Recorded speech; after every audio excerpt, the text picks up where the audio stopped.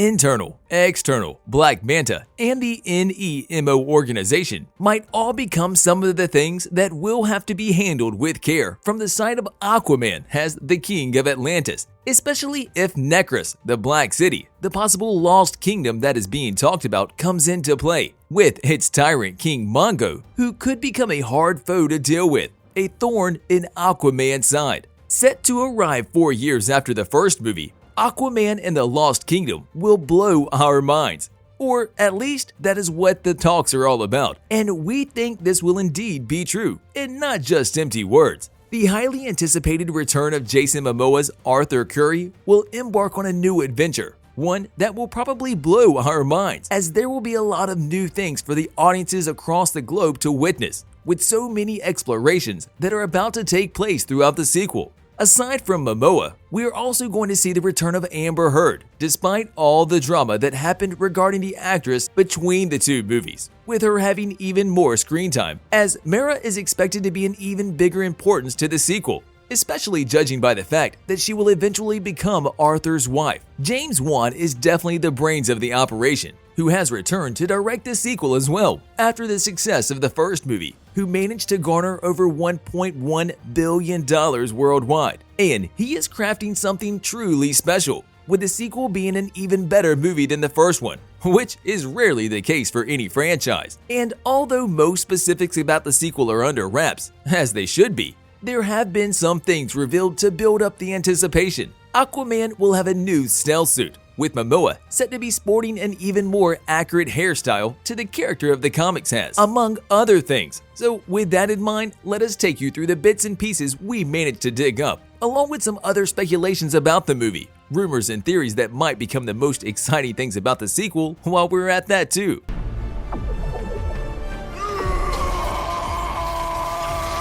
The first movie touched upon some crucial details about the world where the movie is set and where Aquaman thrives, which, put together with the underwater filming technology that was used to perfection, we got to see some interesting things over the course of the first movie, and we think it will be these kinds of key elements that will bring us an even bigger excitement in the sequel. Origin stories often only scratch the surface of the character's mythos. The introduction of places, characters, and conflicts make up a lot of time of introductory movies, and the Aquaman movie was no exception of this. And even though the movie explored Atlantis to an extent, there was not enough depth, which is why we think the second movie will indulge us even more on this topic, with the sequel embracing Atlantis thoroughly, with the whole process invoking the eventual, fully realized center of Aquaman's world, the one that made him who he is today. As we came to learn, there are 7 kingdoms in Atlantis, and it seems like the Trench is the most horrific one, home of part human, part predatory fish creatures that are coming from the deep within the depths.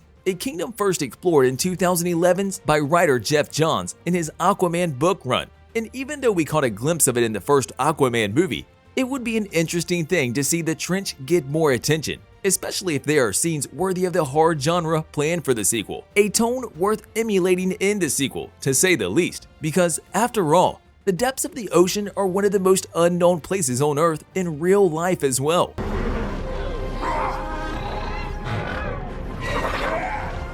DC supervillains have a history of being one of the cruelest, devious, and power-hungry individuals out there, from the likes of Joker all the way to General Zod, Ares, or even Black Manta, who blames Aquaman for the death of his father, who was killed by Arthur. Yes, but in an act of self-defense. And even though he is no match for the superhero he faces in the first Aquaman movie, he has to rely on his wits and advanced technology to square off against Aquaman. And even though we saw, to some extent, what he is capable of, the sequel will probably use the chance given to it and make the return of Black Manta an even stronger foe, one that has the motive to do everything in his power to make a household name for himself, which, put together with one of the most talented actors portraying the role, Yahya Abdul-Mateen II, we should be in for a treat as the two came face to face once again. Black Manta is also a very good character for yet another reason. The nautical enforcement of macrocosmic order, better known as Nemo, a group of strong individuals we think could pose a threat in the sequel as being the secondary villains of the movie.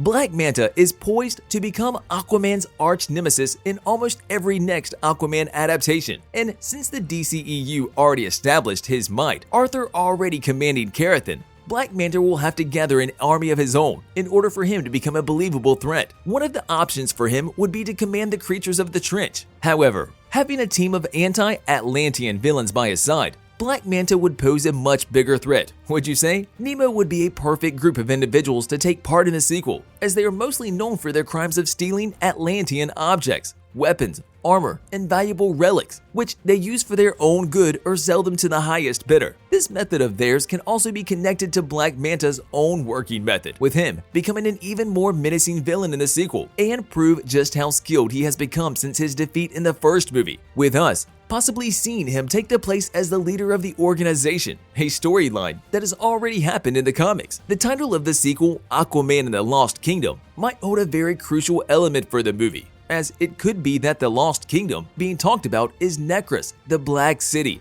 Necros is the second domed city to appear under the Earth's oceans after Atlantis. However, Necros has a far more unstable status, ruled by its tyrant king Mongo. The society of the city largely follows suit and is inherently militaristic, and even though it is not a popular kingdom, Necros has appeared on several occasions in the DC comics and has been a thorn in Aquaman's side, which is probably a good enough reason for us to see it in the upcoming sequel. Appearing only under certain circumstances, an alien satellite that orbits Earth, the Black City might possibly become a trial for Aquaman, his speed and power to deal with Necros before it becomes a greater threat to the entire nation of Atlantis. A job for Aquaman, as he is now the king of Atlantis. It is his job to protect the people that live in Atlantis. Taking down another fellow Atlantean may also pave the way for the return of Patrick Wilson as Ocean Master in an unlikely alliance, which could prove to be the key to a steadier world under the waves, especially since the Black Manta's threat is still lingering in the distance. For now, it is nearly impossible to judge how big of an impact Necros might have in the sequel.